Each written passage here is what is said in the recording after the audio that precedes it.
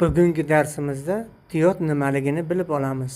Diod asosan elektr tokini faqat bitta yo'nalishda o'tkazadigan ikki qutbli ikki chiqishli elektron komponentdir. Uning bir tomonida qarshilik juda kichik bo'lsa, ikkinchi tomonida qarshilik juda katta bo'ladi. Oddiy qilib aytganda diodni bir tomonlama ishlaydigan klapanga o'xshatish mumkin.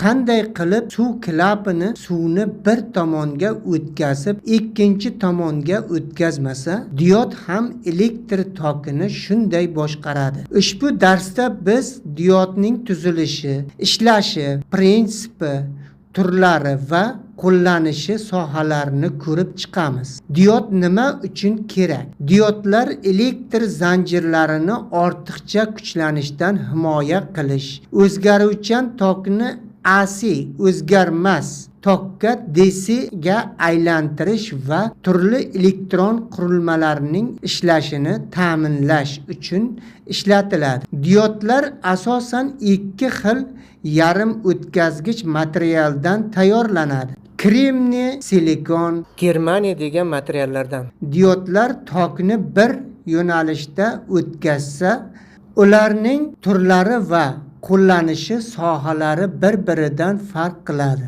Diod belgisi standart diod sxemalarda quyidagi ko'rinishda tasvirlanadi. Diod ikkita qutbdan iborat: anod plus, katod minus.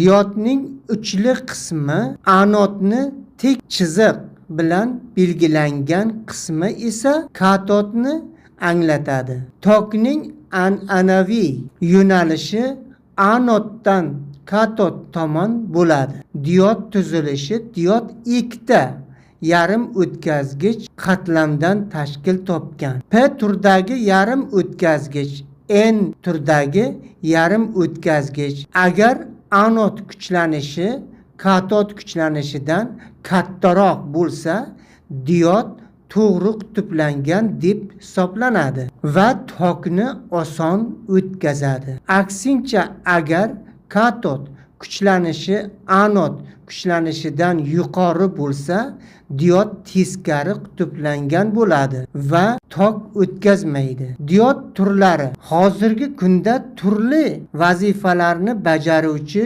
ko'plab diodlar mavjud. Asosiy turlari: yorug'lik chiqaruvchi diod LED deyiladi, lazer diod, Levina diod, Zener diod, Schottky diod, fotodiod. PN o'tishli diod, yorug'lik chiqaruvchi diod LED. Elektr toki o'tganda ushbu diod yorug'lik chiqaradi. Diod orqali yetarli miqdorda to'g'ri yo'nalishda tok o'tsa, u nurlana boshlaydi. LED diodlari turli ranglarda ishlab chiqariladi. Qizil, yashil, sariq, ko'k, oq. 3 rangli ledlar bir vaqtning o'zida 3 xil rang hosil qilishi mumkin. LED rangi yarim o'tkazgich materialning energetik xususiyatlariga bog'liq. Lazer diodning asosiy xususiyati kongruent tartiblangan yorug'lik hosil qilishdir. Ular quyidagi qurilmalarda keng qo'llaniladi: CD qurilmalarda, DVD qurilmalari, lazer printerlar, lazer ko'rsatkichlar, lazer diodlar LEDlarga nisbatan qimmatroq bo'ladi. Lavina diod: bu diod teskari qutblanish rejimida ishlaydi. Teskari kuchlanish ma'lum qiymatga yetganda lavina buzilishi hosil bo'ladi. Lavina diodlari yuqori sezgirlikka ega bo'lib, fotoni aniqlash tizimlarida ishlatiladi.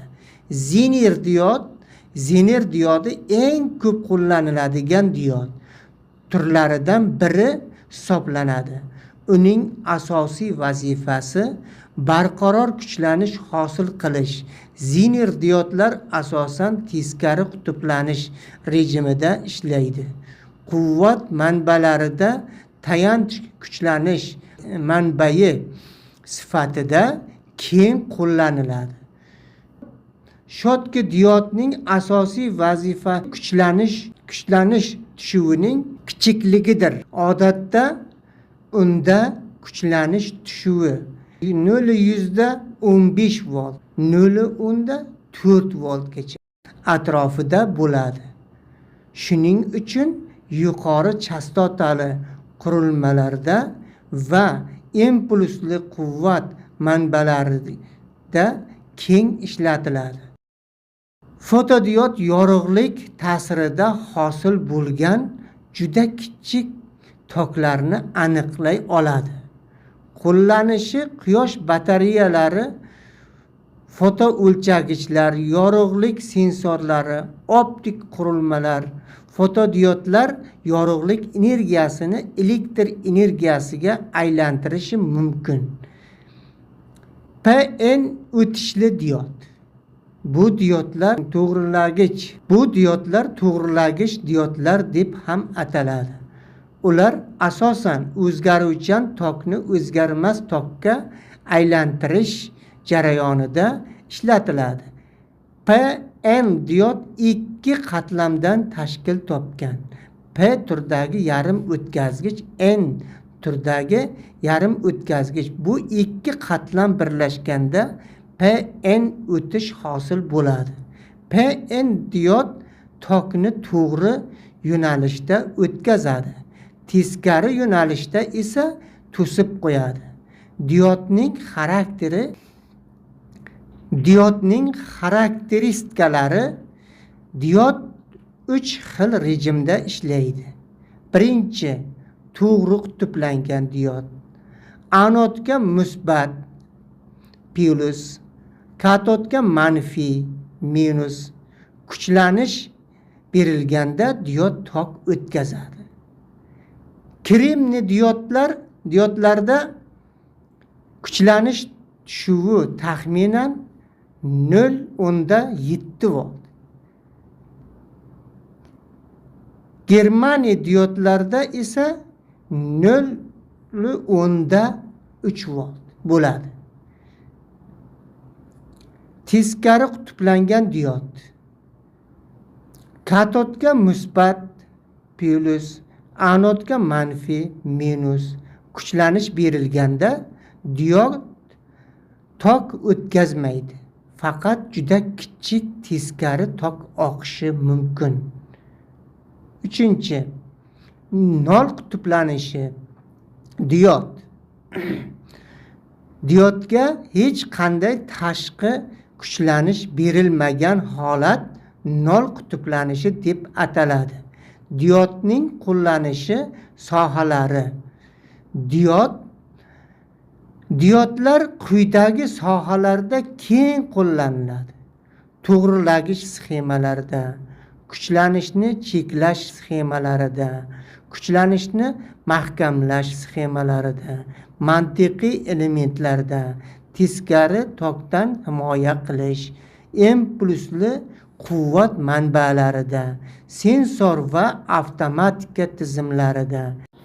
Agar darsimiz sizga manzur bo'lgan bo'lsa, kanalga obuna bo'ling va keyingi darslarni kutib boring. Sizga yana zavod ichida yoki ishlab chiqarish joylaridagi aniq mashinalardan darslar bo'ladi. U yerda qanday ishlash kerak, qanday yechim topish kerak, amaliy darslar ham bo'ladi.